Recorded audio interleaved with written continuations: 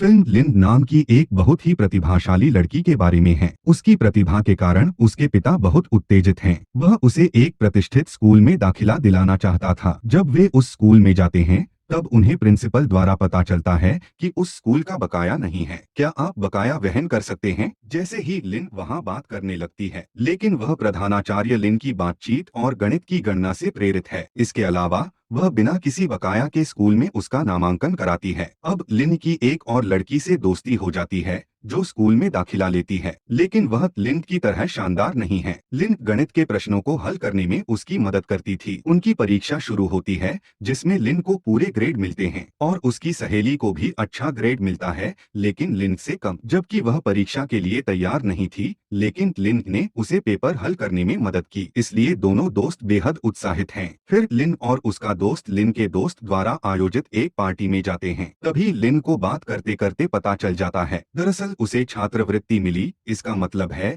कि उसे बिना किसी बकाया के स्कूल में भर्ती कराया गया था, लेकिन कुछ पैसे ऐसे भी थे जिनका भुगतान उसके पिता ने किया है। जब लिन घर जाकर फीस पर्ची की जांच करती है तो उसे पता चलता है कि उसके पिता ने स्कूल के फंड के रूप में 200,000 बाहत बिल्कुल दिए हैं। यह देखकर लिन रोने लगती है और अपने पिता से कहती है, पिता, मुझे सबसे महंगे स्कूल में दाखिला दिलाने की क्या जरूरत थी? उसके पिता उससे कहते हैं, तुम्हारे उज्जवल भविष्य से बढ़कर मेरे लिए कुछ भी महत्वपूर्ण नहीं है। बस अपनी पढ़ाई पर ध्यान दो। आने वाले समय में लिन की माँ का जन्मदिन है और वह उसे याद करते हुए पियानो बजाना शुरू कर देती है, क्योंकि वह माँ के प्यार से वंचित है। फिर लिन को एक विचार आता है, चूंकि उसके सहपाठी उसकी तरह मेधावी नहीं हैं और वे हमेशा अपनी परीक्षा में छूट जाते हैं, मैं इस समय परीक्षा में उनकी मदद क्यों नहीं करती? तब वह अपने सब साथियों को बुलाकर उनसे कहती है, देखो, जैसा कि मैं यह पियानो बजा रही हूँ, जरा इन अंगुलियों की हरकत को याद रखना। अगर मैं अपनी उंगलियों को इस तरह इंगित करता हूँ तो इसका मतलब है ए विकल्प। अगर मैं इसे इस तरह घुमाता हूँ तो उत्तर बी या सी या डी होगा। फिर सभी छात्र उसकी उंगलियों के बिंदु सीखते हैं। जब परीक्षा का समय होता है तो लिन उनकी उंगलियों को इंगित करते हुए कागजात में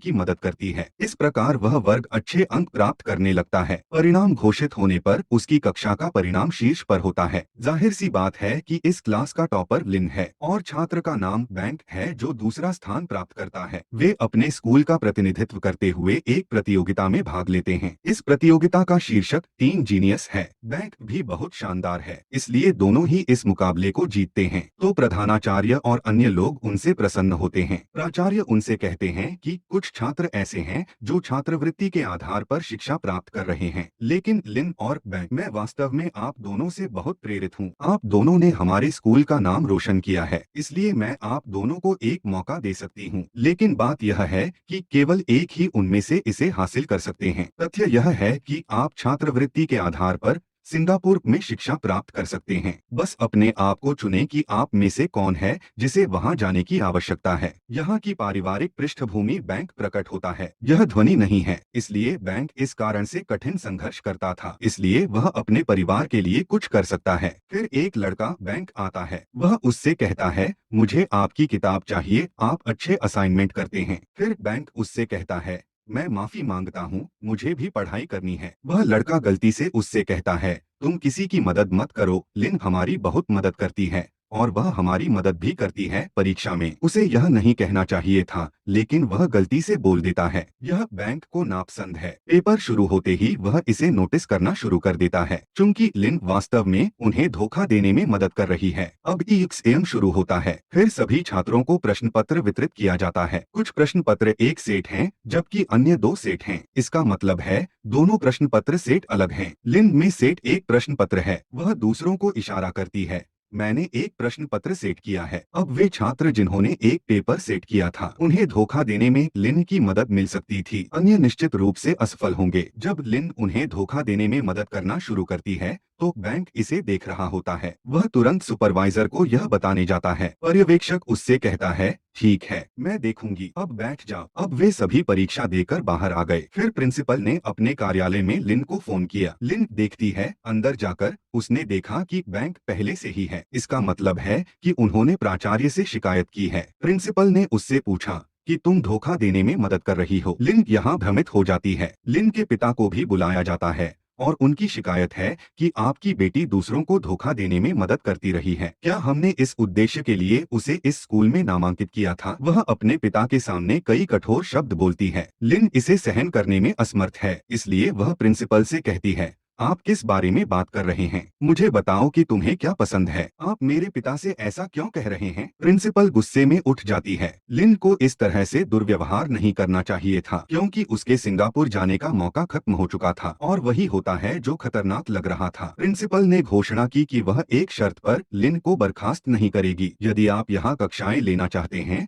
तो उसे बिना किसी मूल्य के स्कूल में पढ़ना होगा और उसे सिंगापुर भी नहीं भेजा जाएगा। तब लिन कहती है, ठीक है, मत करो, और वह वहाँ से घर लौट आती है। घर लौटने पर लिन को उसके पिता द्वारा बुरी तरह डांटा जाता है। लिन को उसके दोस्त का फोन आता है जो उसे एक होटल में आने के लिए कहता है। वह उससे कहती है, मुझे तुम्हारी मदद चाहिए, यहाँ तक कि मेरे दोस्त के पापा भी यहाँ बैठे हैं। अब उस लड़के के पिता लिन बोलने लगे, मैं चाहता हूँ कि मेरा बेटा एक परीक्षा पास करे, इसलिए आपको धोखा देने में उसकी मदद करनी होगी। दरअसल उस लड़के और लिन का दोस्त यहाँ परीक्षा देने जा रहे हैं। उस परीक्षा को पास करने के कई फायदे हैं। उन्होंने लिन को बुलाया था क्योंकि वे दोनों पेपर पास नहीं कर सके, तो वह उनकी मदद कर सकती है और उसे बदले में 600,000 थाई बहत की पेशकश की जाएगी। अब लिन इसे अंजाम देने को तैयार नहीं थी, क्योंकि वह पहले भी अपमानित हो चुकी थी, इसलिए वह उनसे माफी मांगते हुए चली जाती है। जैसे ही वह होटल से बाहर जा रही है, लिन समायोजित घड़ियों पर एक नजर डालती है। इसका अलग समय है, जैसा कि प्रत्येक देश अपना समय प्रकट कर रहा है। तभी उसके दिमाग में एक आइडिया आता है। उसकी सहेली और वह लड़का जिस अंतर्राष्ट्रीय परीक्षा में शामिल होने वाले थे, उसे पूरी दुनिया में एक ही समय पर आयोजित करना था। जाहिर है हर देश का समय अलग होता है, तो जिस देश में यह परीक्षा पहले आयोजित की जाएगी तो प्रश्न पत्र और उत्तर के माध्यम से जा सकते हैं, क्योंकि प्रश्न पत्र एक ही होगा। उस उत्तर कुंजी को धोखा देकर वे अपनी परीक्षा दे सकते हैं। अब लिन इन दोनों को ये बात बताने जा रही हैं, इसलिए वे तय करते हैं कि वे बैंक की भी मदद लेंगे। तो लिन घोषणा करती है कि मैं इसके लिए ऑस्ट्रेलिया जाऊंगी और मैं वहाँ परीक्षा दूंगी और मैं आपको परीक्षा के प्रश्नों को याद करते हुए उत्तर कुंजी भेजूंगी, तो आप तैयार होने के बाद अपनी परीक्षा में उपस्थित हो सकते हैं। इसलिए वे उत्साहित हो जाते हैं क्योंकि यह योजना एकदम सही है। दूसरी तरफ बैंक दिखाया गया है जिसे कुछ लड़के पीटते हैं और वे उसे एक कोने में फेंक देते हैं। यहाँ वे सभी योजना बना रहे हैं उन्होंने अंतर्राष्ट्रीय टेस्ट में कैसे धोखा दिया। वे उन छात्रों से संपर्क करना शुरू करते हैं जिन्हें उस अंतर्राष्ट्रीय परीक्षा में शामिल होना था। ग्रुपिंग करते हुए उनसे कहते हैं, परीक्षा में मदद चाहिए तो पैसे दे दो, और यह राशि उस परीक्षा को पास करने के स्थान पर कुछ भी नहीं है। सहमत होने पर सभी छात्र अपने बनाए गए समूह में शामिल हो जाते हैं। वह सबसे अमीर लड़का जिसके पिता कुलीन थे और अपने बेटे को यह परीक्षा पास कराना चाहते थे, वह लड़का सबको बताने लगता है, मेरी बात सुनो, आप परीक्षा हॉल में पेंसिल, इरेजर, पासपोर्ट और प्रश्न पत्र सहित केवल 4 चीजें ले जा सकते हैं। सवाल उठता है कि आप उत्तरों को कैसे धोखा देंगे। बैंक और लिन ऑस्ट्रेलिया के लिए उड़ान भरते हैं और वे परीक्षण के प्रश्न को अपनी स्मृति में वहीं रखेंगे, लेकिन वे सभी छात्रों को संदेश नहीं भेज सकते, इसलिए वे निर्णय लेते हैं क्योंकि पेंसिल पर बारकोड होता है, इसी तरह उन्हें उत्तर कुंजी प्रिंट करते ही मिल जाएगी। उत्तर बारकोड की पंक्तियों के अनुसार मुद्रित किए जाएंगे। पेंसिल बारकोड में सबसे मोटी रेखा ए को इंगित करेगी, मोटी रेखा बी, मोटी रेखा सी और चौड़ाई में सबसे छोटी रेखा डी इंगित करेगी। तो इन पंक्तियों के क्रम समान होंगे। प्रत्येक पंक्ति की चौड़ाई उसके उत्तर के अनुसार होगी, इसलिए वे इस उत्तर प्रिंट को पेंसिल पर बारकोड के रूप में चिपका देंगे और वे सभी छात्रों को पेंसिल की फोटो भेजेंगे। हम लिन द्वारा निर्देशित अपनी पहली नियोजित चाल पर चलेंगे, क्योंकि इस टेस्ट में 3 ब्रेक होते हैं। पहले ब्रेक में पहले खंड को पूरा करते हुए मैं शौचालय जाने वाले सभी छात्रों, मेरे दोस्त और उसके दोस्त को उत्तर भेजूंगा, तो वह भी ऐसा ही करती है। बैंक और लिन इसे पहले 2 ब्रेक में करते हैं, लेकिन बैंक तीसरा ब्रेक शुरू होने पर सबसे अधिक समय शौचालय में बिताता है। सुपरवाइजर वहां पहुंचकर जल्दी से दरवाजा खोलता है, क्योंकि उसे शक होने लगा था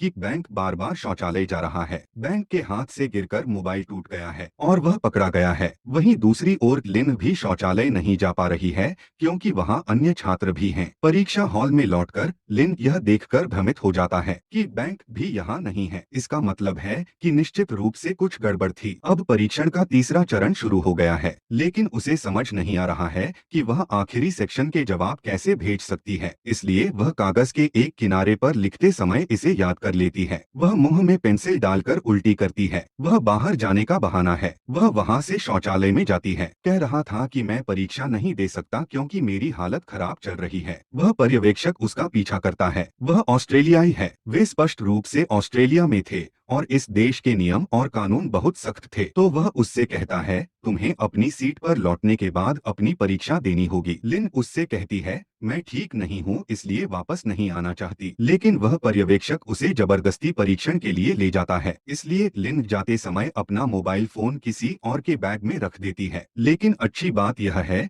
कि उसने इस प्रश्न पत्र के संदेश पहले ही भेज दिए थे। वह वापस लौटते हुए देखती है कि बैंक वहाँ बैठा है। संकाय जानता है कि लिन और बैंक एक ही स्कूल के छात्र हैं, इसलिए उन्हें दोनों पर समान रूप से संदेह था। इसलिए लिन को भी बुलाया गया था। लेकिन बैंक उस समय तक यह बताता है कि लिन इसमें शामिल नहीं है। लिन वहाँ से अपने देश थाईलैंड लौटती है तो उसका दोस्त उसे बधाई देता है। लेकिन लिन यहाँ बहुत चिंतित है। वह अपने पिता को गले लगाती है और वहाँ उनसे मिलकर बहुत रोती है क्योंकि उसे बैंक की चिंता सता रही है। कई दिनों बाद जब वह बैंक के घर जाती है तभी वह वहाँ एक स्पोर्ट्स बाइक देखती है। वहाँ कुछ महंगी चीजें भी हैं। देखकर उसे समझ नहीं आता कि उन्हें यहाँ कौन लाया है। तभी उसे बैंक दिखाई देता है जो उससे कहता है, चिंता मत करो, मैं लौट आया था। यह कोई गंभीर समस्या नहीं थी और मैंने ये चीजें उस पैसे से खरीदी हैं जो मुझे वहाँ से मिले। वह उसे एक खबर दिखाती है, इसे देखो, एक और अंतर्राष्ट्रीय परीक्षा आयोजित होने जा रही है। क्या विचार है? इससे हम अच्छी खासी कमाई भी कर सकते हैं। तब लिन कहते हैं,